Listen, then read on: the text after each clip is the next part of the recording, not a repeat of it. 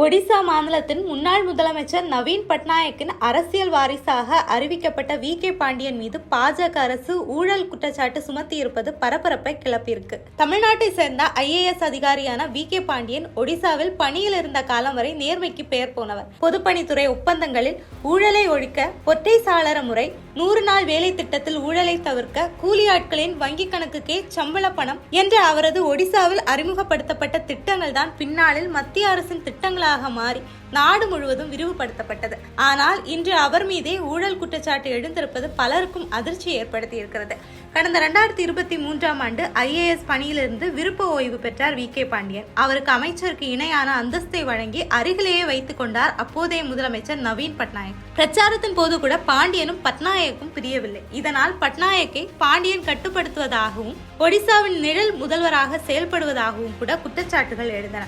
மக்களவை தேர்தல் பிரச்சார நேரத்தில் கூட பிரதமர் மோடி தொடங்கி அமித்ஷா, ஸ்மிருதி இரானி என பாஜக முக்கிய புள்ளிகள் வி.கே. பாண்டியனின் பெயரை கூறாமல் பிரச்சார களத்தில் அவரை அட்டாக் செய்தனர். தேர்தல் முடிவுகளில் பிஜு ஜனதா தளம் இதுவரை இல்லாத அளவுக்கு தோல்வியடைந்தது. இதனால் வி.கே. பாண்டியன் அரசியலை விட்டே ஒதுங்கிக் கொள்வதாக அறிவித்து தன் மீதான சர்ச்சைகளுக்கு முற்றுப்புள்ளி வைக்க நினைத்தார். ஆனால் தற்போது ஒடிசாவில் ஆட்சியில் இருக்கும் பாஜக அவரை விடுவதாக இல்லை. ஏற்கனவே பாண்டியன் பதவியில் இருந்த போதே அதிகார துஷ்பிரயோகம் செய்ததாக அவருக்கு எதிராக பாஜக, காங்கிரஸ் கட்சிகள் குற்றச்சாட்டு எழுப்பின. இதனால் அப்போதைய மத்திய அரசு அவரிடம் விசாரணை நடத்தியிருந்தது. இந்த நிலையில்தான் தற்போது வி.கே. பாண்டியனின் மற்றொரு அத்துமீறலை கண்டுபிடித்து விட்டதாக ஒடிசாவை ஆளும் பாஜகவின் மோகன் சரண் மஜி ஆட்சி கூறி பரபரப்பை பற்ற வைத்திருக்கிறது. அதாவது முன்னாள் முதலமைச்சர் நவீன் பட்நாயக்கு நெருக்கமாக இருந்த வி.கே. பாண்டியன் தனது அதிகாரங்களை துஷ்பிரயோகம் செய்து ஹெலிகாப்டர் பயணங்களை மேற்கொண்டதாக குற்றம் சாட்டப்பட்டுள்ளது. 2020 முதல் 2023 வரையிலான காலகட்டத்தில் அரசு ஹெலிகாப்டரை பயன்படுத்தி ஒடிசா முழுவதும் பயணம் செய்திருக்கிறார் பாண்டியன்.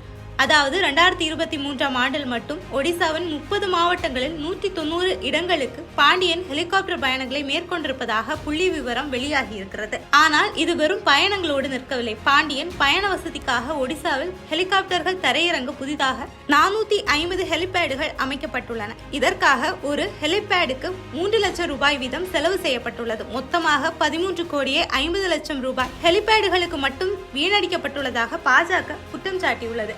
இந்த ஹெலிபேடுகளுக்கு அனுமதி கொடுத்தது யார் என மாநில சட்ட அமைச்சர் பிருத்விராஜ் ஹரிச்சந்தன் கேள்வி எழுப்பியிருக்கிறார். அரசு பணத்தை தவறாக பயன்படுத்தியது யாராக இருந்தாலும் நடவடிக்கை பாயும் என எச்சரிக்கை விடுத்திருக்கிறார் போக்குவரத்து துறை அமைச்சர் விபூதி பூஷன் ஜனா. ஆனால் முதல்வர் சார்பாக பல மாவட்டங்களுக்கு பயணித்த பாண்டியன் மக்கள் கருத்து கேட்பு கூட்டங்களை நடத்தினார். இதில் பெரிதுபடுத்த எதுவும் இல்லை என கூலாக பதில் சொல்லி இருக்கிறார் பிஜு ஜனதா தள மூத்த தலைவர் சம்பித் ரவுத்ரே.